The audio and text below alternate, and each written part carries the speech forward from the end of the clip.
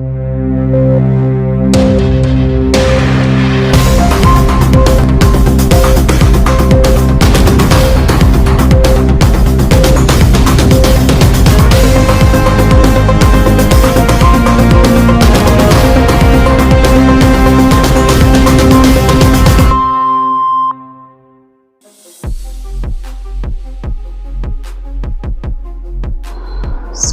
ನಮಸ್ಕಾರ, ಹೇಗಿದ್ದೀರಾ ಎಲ್ಲರೂ?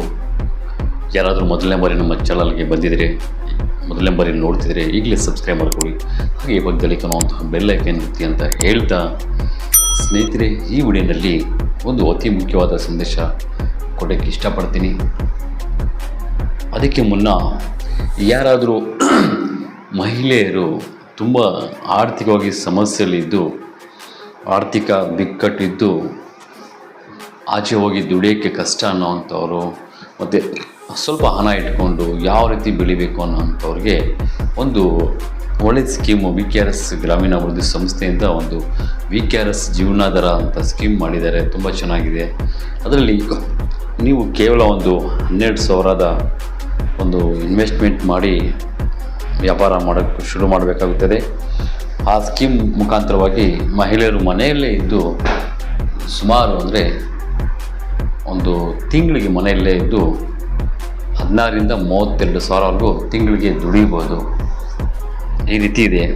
ಯಾರೆಲ್ಲ ದೇಹದಲ್ಲಿ ಬಲ ಇಲ್ಲದೆ ಆಚೆ ಹೋಗಿ ದುಡಿಯೋಕ್ಕೆ ಆಗದೇ ಇರುವವರು,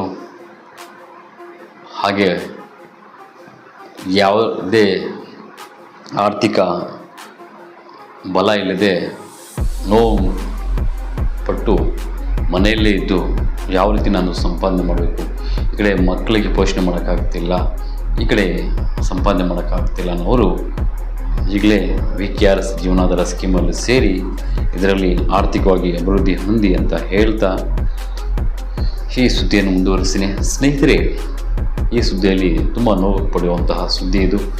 ಅದು ಏನಂತ ಹೇಳಿದ್ರೆ, ನಮ್ಮ ಇಡೀ ರಾಜ್ಯದಲ್ಲೇ ಶೈಕ್ಷಣಿಕ ನಗರ ಅಂತ ಹೆಸರು ಹೊಂದಿರುವಂತಹ ತುಮಕೂರು ಜಿಲ್ಲೆಯ ಸುದ್ದಿ ಇದು.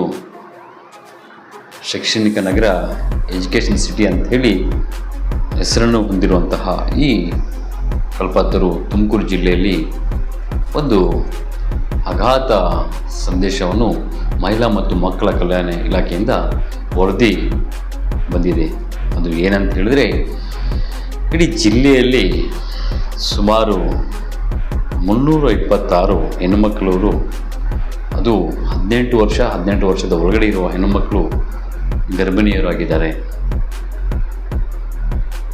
326 ಹೆಣ್ಣುಮಕ್ಕಳು ಮದುವೆ ಇಲ್ಲದೆ ಗರ್ಭಿಣಿಯರಾಗಿದ್ದಾರೆ.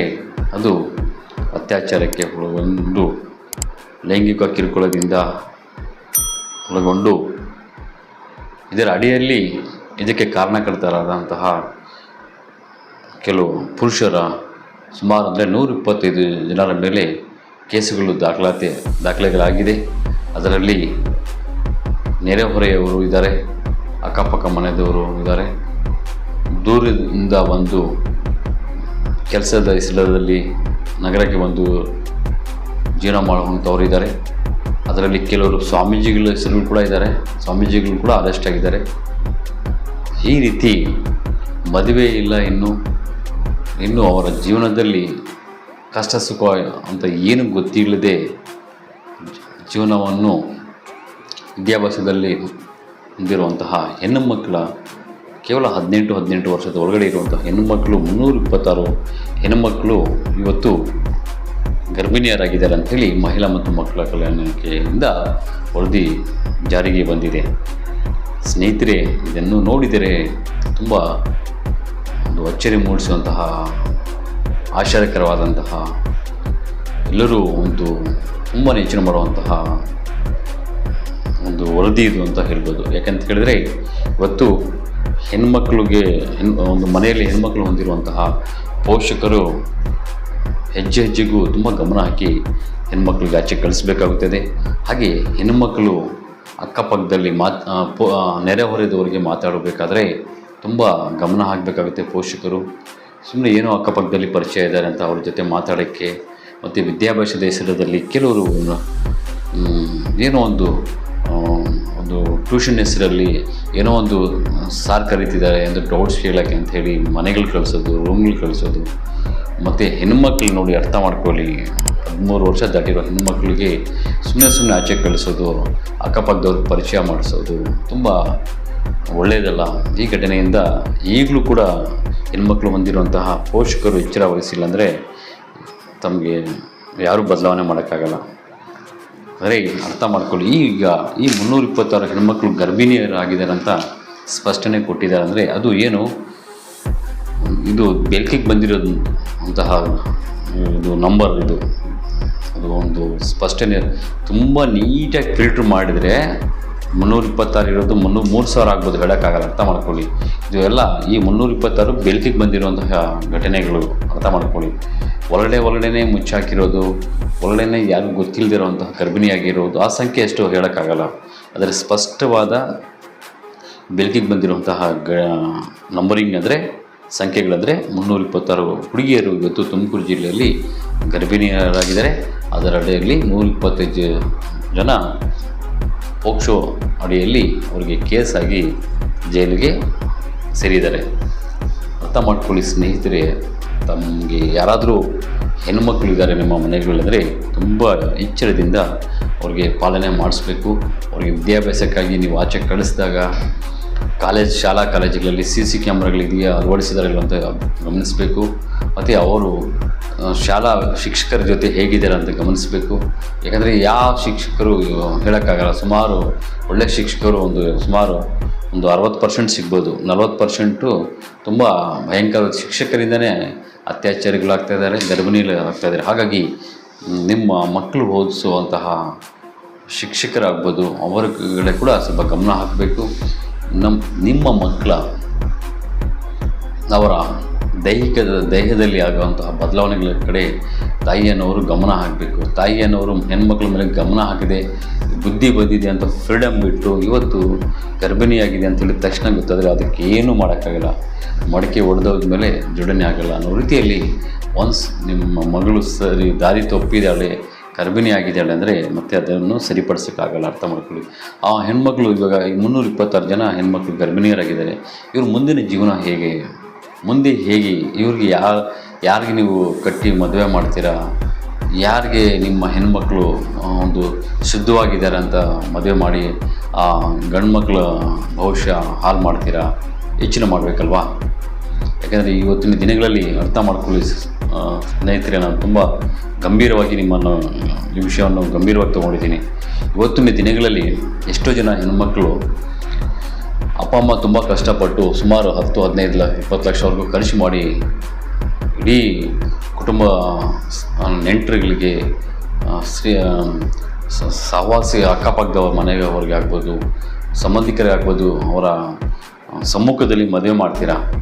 ಆದರೆ ಆ ಹೆಣ್ಮಗಳು ಗಂಡನ ಜೊತೆ ಹೋಗಿ ಸಂಸಾರ ಮಾಡದೆ ಕೇವಲ 1 ತಿಂಗಳಿಗೆ 2 ತಿಂಗಳಿಗೆ 6 ತಿಂಗಳಿಗೆ ಡೈವರ್ಟ್ಸ್ ಮಾಡ್ಕೊಂಡು ಆಚೆಗೆ ಬರ್ತಿದ್ದಾರೆ. ಆಚೆಗೆ ಬಂದು ಅವರು ಸ್ವಂತ ಅವರ ಕಾಲ ಮೇಲೆ ನಿಂತ್ಕೊಳ್ಳೋ ರೀತಿಯಲ್ಲಿ ಜಾಬ್ಗಂತ ಹೋಗಿ ಅಲ್ಲಿ ಎಲ್ಲ ಎಷ್ಟೋ ಅನಾಹುತಗಳು, ಅಪಘಾತಗಳು, ಒಂಥರ ಭಯಂಕರ ಘಟನೆಗಳು ನಡೀತಿದ್ದಾವೆ. ಯಾವತ್ತೂ ನೀವು ಮದುವೆ ಮುಂಚೆನೇ ಹೆಣ್ಮಕ್ಳು ಈ ರೀತಿಯಲ್ಲಿ ಗರ್ಭಿಣಿಯವರಾಗ್ತಾರೋ ನಾಳೆ ದಿವಸ ಮದುವೆ ಮಾಡ್ಕೊಂಡು ಅವನ ಜೊತೆ ಸರಿಯಾದ ರೀತಿಯಲ್ಲಿ ಇರ್ತಾರಂತ ಯಾರೂ ಭರವಸೆ ಕೊಡೋಕ್ಕಾಗಲ್ಲ. ಅರ್ಥ ಮಾಡ್ಕೊಳ್ಳಿ. ಇವತ್ತು ಹೆಣ್ಮಕ್ಳು ವಿದ್ಯಾಭ್ಯಾಸದ ಹೆಸರಲ್ಲಿ ತಾವೆಲ್ಲ ದೂರ ಕಳಿಸ್ತೀರ. ಆದರೆ ಆ ಮಗು ವಿದ್ಯಾಭ್ಯಾಸಕ್ಕಿಂತ ಮುಖ್ಯವಾಗಿ ಸ್ಪಷ್ಟವಾಗಿ ಒಂಥರ ಭಯದಲ್ಲಿದ್ದು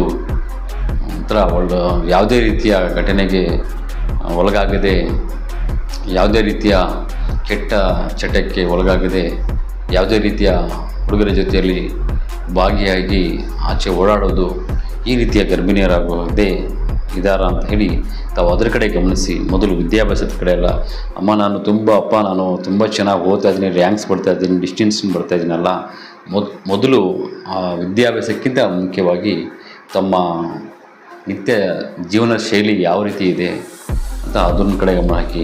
ಏನು ಮಾಡ್ತೀರಾ, ಈ ರೀತಿ ಕೆಟ್ಟೋಗಿ ಮದುವೆ ಮುಂಚೆ 18 ವರ್ಷಕ್ಕೆ ಗರ್ಭಿಣಿಗಳಾದಾಗ ಮುಂದೆ ಆ ಹುಡುಗಿ ಬಹುಶಃ ಯಾವ ರೀತಿ ನೀವು ಸರಿಪಡಿಸ್ತೀರ ಅರ್ಥ ಮಾಡ್ಕೊಳ್ಳಿ.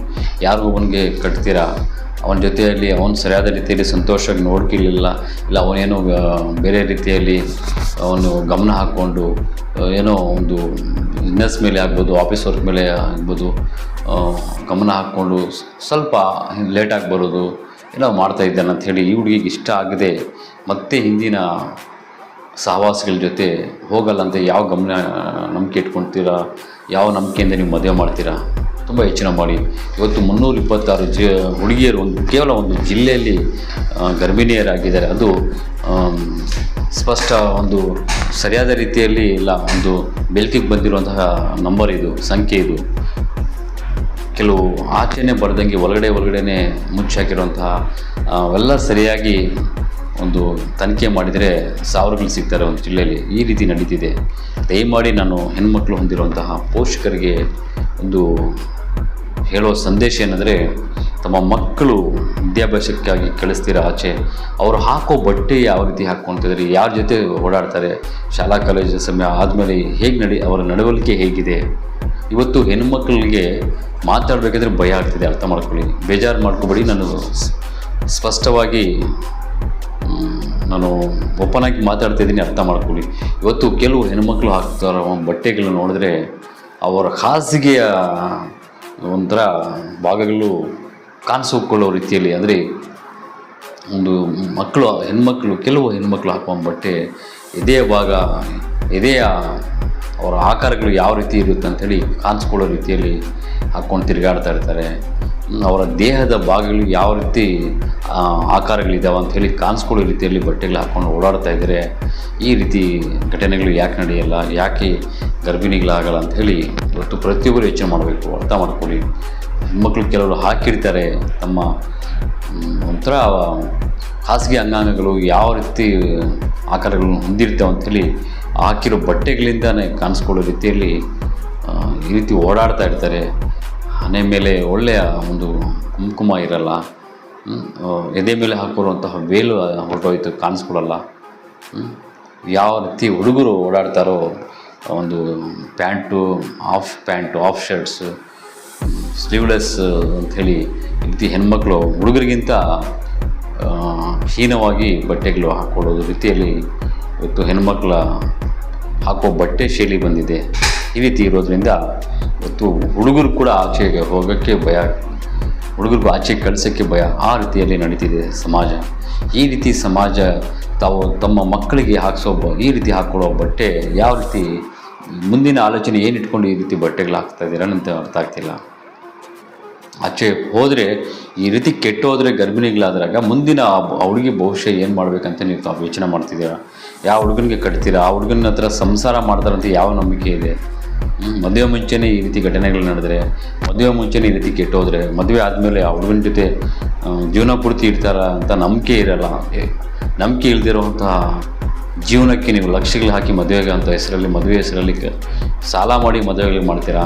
ಅಲ್ಲಿ ಹುಡುಗಿಯರ ಮದುವೆ ಮಾಡಿರೋ ಹುಡುಗನಿಗೆ ಬಿಟ್ಟು ಆಚೆ ಬಂದ ಮೇಲೆ ಡೈವರ್ಸ್ ಅಂತ ಪದ ಬಳಸಿ ಡೈವರ್ಸಿಂದ ಆಚೆ ಹೋದಾಗ ಆ ನೋವನ್ನು ಇಡೀ ಜೀವನ ಪೂರ್ತಿ ನರಕವನ್ನು ಪಡಿತೀರಾ ಹೇಳಿ. ಇವೆಲ್ಲ ಆಗಬಾರ್ದಂದ್ರೆ ಮಗುಗೆ, ಒಂದು ಚಿಕ್ಕ ಒಂದು ಗಿಡ ರೀತಿಯಲ್ಲಿ ಬೆಳೆಸಿ, ಯಾವ ರೀತಿ ನೀವು ಮರ ಆಗಬೇಕು, ಸ್ಪಷ್ಟವಾದ ರೀತಿಯಲ್ಲಿ ಸಮಾಜಕ್ಕೆ ಒಂದು ಒಳ್ಳೆಯ ರೀತಿಯಲ್ಲಿ ಸಂದೇಶ ಕೊಡೋ ರೀತಿಯಲ್ಲಿ ತಮ್ಮ ಮಕ್ಕಳಿಗೆ ಬೆಳೆಸಬೇಕು. ನೀವು ಅರ್ಥ ಮಾಡ್ಕೊಳ್ಳಿ. ಇವತ್ತಿನ ದಿನಗಳಲ್ಲಿ ತುಂಬಾ ಹೆಣ್ಮಕ್ಳು, ಸುಮಾರು ಅಂದರೆ 70% ಹೆಣ್ಮಕ್ಳು ಇವತ್ತು ಕೆಟ್ಟೋಗ್ತಿದ್ದಾರೆ. ಅದಕ್ಕೆ ಮುಖ್ಯ ಕಾರಣ ಪೋಷಕರ ನಿರ್ಲಕ್ಷ್ಯ. ಇಲ್ಲಿ ಬಿಡು, ಬುದ್ಧಿ ಬಂದಿದೆ, ಹಾಕಲಿ ಬಿಡು, ಎಂಥ ಬಟ್ಟೆ ಹಾಕಿದ್ರೆ ಏನೋ ಅಂತ ಹೇಳೋದು. ವಿದ್ಯಾಭ್ಯಾಸದ ಹೆಸರಲ್ಲಿ ದೂರ ಕಳಿಸ್ತೀರ. ಅಲ್ಲಿ ಅವರು ಯಾವ ರೀತಿ ನಡ್ಕೊತಿರ್ತಾರೆ, ಯಾರ ಜೊತೆ ಸಹವಾಸಗಳಿರ್ತಾರೆ, ಹುಡುಗರ ಜೊತೆ ಏನಕ್ಕೆ ಸಹವಾಸ ಮಾಡ್ತಾರೆ ಅಂತ ನಿರ್ಲಕ್ಷ್ಯ. ಆಗಲಿ ಬಿಡು, ಹುಡುಗನ ಜೊತೆನೇ ಅಲ್ವಾ, ಏನೋ ಸ್ನೇಹಿತರಂತೆ ಅಂತ ಹೇಳೋದು ತುಂಬ ನೋವು ಉಂಟು ಮಾಡೋ ಸಂದೇಶ ಇದು. ತುಮಕೂರಿನಲ್ಲಿ ನಡೆದಿರುವಂತಹ ಈ ಮಹಿಳಾ ಮತ್ತು ಮಕ್ಕಳ ಕಲ್ಯಾಣ ಇಲಾಖೆಯ ವರದಿಯ ಪರವನ್ನು ನೋಡಿದರೆ ಇವತ್ತು ಇಡೀ ರಾಜ್ಯವನ್ನೇ ಒಂದು ಎಚ್ಚರ ವಹಿಸಬೇಕು ಅಂತ ಹೇಳ್ತಾ, ಈ ಸುದ್ದಿಯ ಬಗ್ಗೆ ನಿಮ್ಮ ಅಭಿಪ್ರಾಯವನ್ನು ತಿಳಿಸಿ. ಇವತ್ತು ಎಷ್ಟೋ ಜನ ಹೆಣ್ಮಕ್ಳಿಗೆ ತುಂಬ ಧೈರ್ಯವಾಗಿ ಕಳಿಸ್ತಾರೆ ಬೇರೆ ದೂರ ಊರುಗಳಲ್ಲಿ. ಒಂದು ಆ ಧೈರ್ಯ ಅದು ಹೇಗೆ ಬಂದಿದೆಯೋ ಅರ್ಥ ಆಗ್ತಿಲ್ಲ. ಅವರು ಅಲ್ಲಿ ಯಾವ ರೀತಿ ನಡ್ಕೊತಿದ್ದಾರೆ, ಯಾರ ಜೊತೆ ಓಡಾಡ್ತಿದ್ದಾರೆ ಅಂಥೇಳಿ ಅದ್ರ ಕಡೆ ಗಮನ ಆಗ್ತಿಲ್ಲ. ಆ ವಿಷಯಕ್ಕೋಸ್ಕರ ಇವತ್ತು ಈ ರೀತಿ ನಡೀತಿದ್ದಾವೆ. ದಯಮಾಡಿ ಈ ಸುದ್ದಿಯನ್ನು ತಮ್ಮ ಎಲ್ಲ ಹೆಣ್ಮಕ್ಳು ಹೊಂದಿರುವಂತಹ ಪೋಷಕರಿಗೆ ಶೇರ್ ಮಾಡಿ ಅಂತ ಹೇಳ್ತಾ, ಇದ್ರ ಬಗ್ಗೆ ನಿಮ್ಮ ಅನಿಸಿಕೆಯನ್ನು ಕಮೆಂಟ್ ಬಾಕ್ಸಲ್ಲಿ ತಿಳಿಸಿ. ನಮಸ್ಕಾರ.